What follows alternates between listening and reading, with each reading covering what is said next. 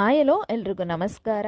So ಎಲ್ರಿಗೂ ಕೂಡ ಹೊಸ ವರ್ಷದ ಆರ್ಥಿಕ ಶುಭಾಶಯಗಳು. ಸೊ ಹೊಸ ವರ್ಷದ ದಿನ ಎಲ್ಲರೂ ಕೂಡ ದೇವಸ್ಥಾನಕ್ಕೆ ಹೋಗಿರ್ತೀರಾ. ಸೊ ನಾವು ಅಷ್ಟೇ ಬೆಳಗ್ಗೆ ನಮಗೆ ದೇವಸ್ಥಾನಕ್ಕೆ ಹೋಗೋಕ್ಕಾಗಲಿಲ್ಲ ಅಂತ ನಾವು ಈವ್ನಿಂಗ್ ಹೊರಟಿದ್ವಿ. ಸೊ ನೀವೇ ನೋಡ್ತಾ ಇದ್ದೀರಾ, ನಾವು ಯಾವ ದೇವಸ್ಥಾನಕ್ಕೆ ಹೋಗಿದ್ವಿ ಅಂದರೆ ವಿಜಯನಗರದಲ್ಲಿರುವ ಯೋಗ ನರಸಿಂಹಸ್ವಾಮಿ ಟೆಂಪಲ್ಗೆ ಹೋಗಿದ್ವಿ. ಸೊ ಇಲ್ಲಿ ಪ್ರತಿ ವರ್ಷನೂ ಕೂಡ ಲಾಡು ವಿತರಣೆಯನ್ನು ಕೂಡ ಮಾಡ್ತಾರೆ. ಸೊ ಈ ವರ್ಷನೂ ಕೂಡ 2 ಲಕ್ಷ ಲಾಡು ವಿತರಣೆಯನ್ನು ಮಾಡಿದ್ರು. ಸೊ ಎಷ್ಟು ಜನ ಬಂದಿದ್ರು ಅಂದರೆ ನಿಜವಾಗ್ಲೂ ತುಂಬ ಜನ ಇದ್ರು. ಸೊ ಬೆಳಗ್ಗೆನೂ ಕೂಡ ಇಷ್ಟೇ ಕ್ಯೂ ಇತ್ತಂತೆ, ಸಿಗ್ನಲ್ವರೆಗೂ ಕೂಡ ಇತ್ತು ಈ ಕ್ಯೂ.